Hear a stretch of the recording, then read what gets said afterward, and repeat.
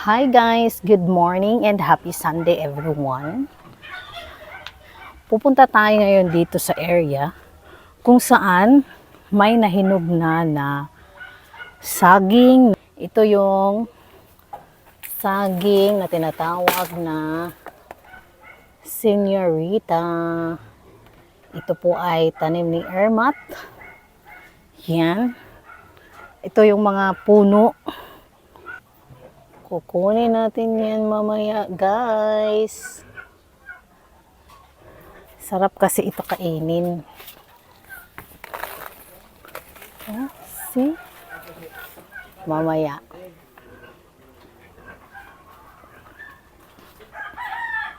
At ipapakita ko sa inyo, guys, ang area namin dito sa likod. Yan.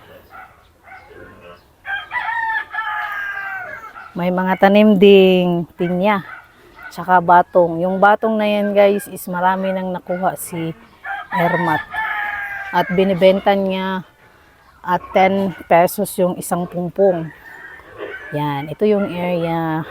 Yan yung baboyan.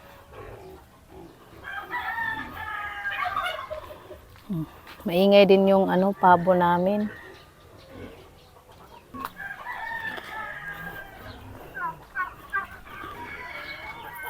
At meron ng bungang gulay.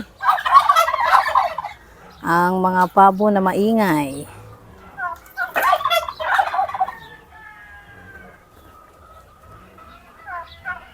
Meron ding talong.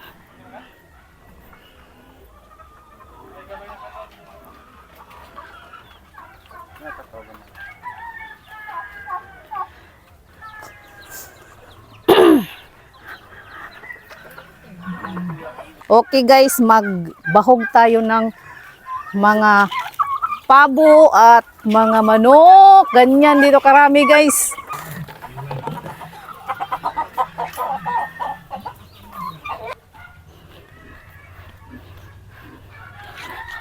Papakita ko sa inyo guys yung pabo ba na nangitlog na.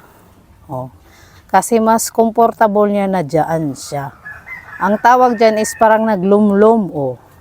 Tingnan nyo yung ulo niya. Oh. Yan. Ito yung katawan niya. Kampante kasi siya dito.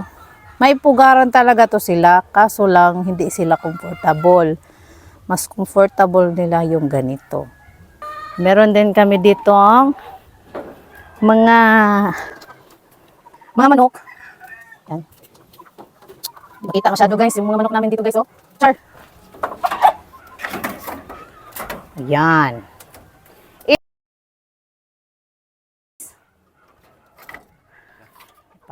Meron pa kami ditong isa pang manok. Isa pa. Di ba? Ito yung aling chires. Ang nakaganda dito sa bundok guys ay presko talagang hangin. Bye! Hanggang dito na lang guys. Thank you for watching.